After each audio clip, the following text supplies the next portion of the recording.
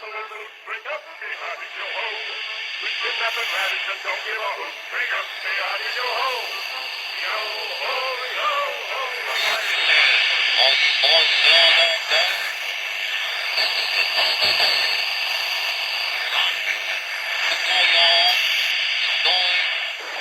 A very, very old legend that really happened.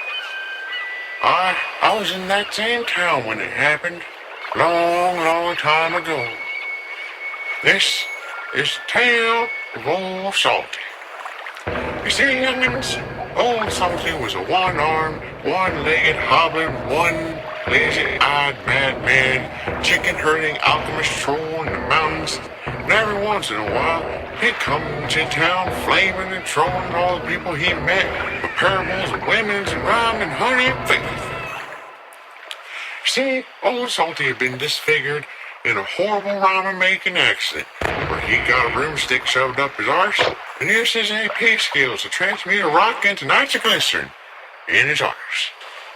See, there had been some young hooligans making their troubles down at the general store, and Old Salty just happened to be walking by one day and started flaming and trolling and scolding them for being trolls at poor Mr. Jenkins' general store. He then proceeded to transmute their rums and weeds into grape juice, and notes that said, "Shh, grown-ups talking. Shut the fuck up and drink your grape juices, youngins." It was then that one of the children stopped the narrator and asked something. The narrator shushed him and said, "Shut the fuck up and drink your grape juices, bitches."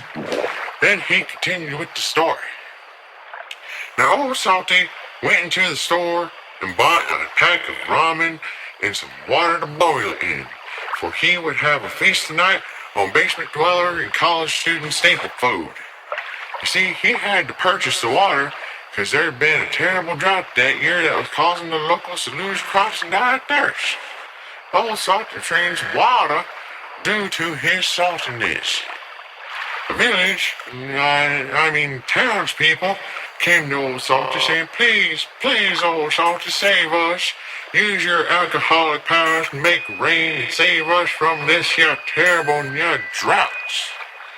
To which Old Salty replied, "I am the Lord and you can go fuck yourselves. I'm me." Really,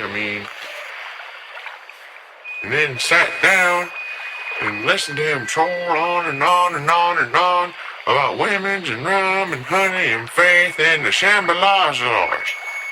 The mountains and mountains and mountains. Then he went into a long angry rant about fucking Muslims and hips, and the day drew on. Many began to die of thirst while listening to Old Salty, whilst others still went mad and began to claw their flesh, running around screaming, "Oh my God, I can't believe these here Muslims and niggers and Jews and guys and other things Old Salty had said." He sat there and trolled at them for 7 days and 7 nights until finally he stopped, spit. They asked him again, and he thought they deserved a little token of rums for hurking in their dehydrated ashes to him.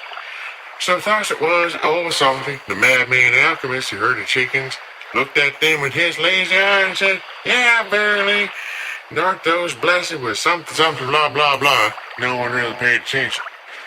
Then he spake and made rain, and projected and manifested out there clear air, and lo and behold, there was rain. But it was salty as a motherfucker. Guess they didn't call him Old Salty for nothing. He said, "They don't call me Old Salty for nothing." And they would have distilled it, but it rained and salty water had gotten all over their wood and soaked into it. And those who had dry fuel did distill and drink, and those who did not could not wait, drank the salty water and went mad, running off to die in the wilderness and to troll all the poor towns and villages just like mad Old Salty. They become the legends and matters of songs for ages to come in the world and the universe. Now Old Salty had snatched a bundle of dry firewood with his hobbling leg and a crutch under one arm and his lazy multicolored eye, and was sitting down in front of the old general store when Mr. Jenkins came on up to sweep the front deck. Now you see, There's this group of young hooligans who'd been a-choring down at the general store, and old Salty had driven them off, pummeling them thoroughly with his salty demeanor and alchemic, magical, seed-hard, chicken-herding arts. They'd gone over and thrown rocks at one another. Now, I just so happened that a few round stones landed on the deck and poor Mr. Jenkins happened to be sweeping. The old Salty got up and went over to hit fire to check on his ramen, see if it was a-boiling yet. Due to his only having one single arm and leg, accidentally swayed a bit too far and touched the hot as fuck pot he was cooking in. The old Salty jumped up at this to avoid stumbling any further forward. Now, it just so happened, at the same time, poor Mr. Jenkins happened to step on one of them round stones and slipped and fell. Broom in front of him, the broom snapped and went flying and landed on one jagged end where it snapped, the ground standing up. Now, I'd like to draw your attention to the band of young hooligans throwing rocks at each other. Now, it just so happened, hope you loved that line, that one of the rocks flew through the air where old Salty was jumping back and got caught in his fucking butt cheeks. Old Salty had the telehook sealed up and transmuted all that he touched into whatever he thought of after a few seconds. Now you see, youngins, the heat reminded him of nitroglycerin. He landed on the broomstick and the tip hit the rock, and he got all shoved up in his arse. But it was too late. The rock had already begun to change him. Bam! Nitroglycerin. But as it was, leaking out, it ignited. Sending old Salty off into the sky like a bottle rocket that had been jammed to the ground. Blue flames rocking out of his ass, reaching all the way to the stars.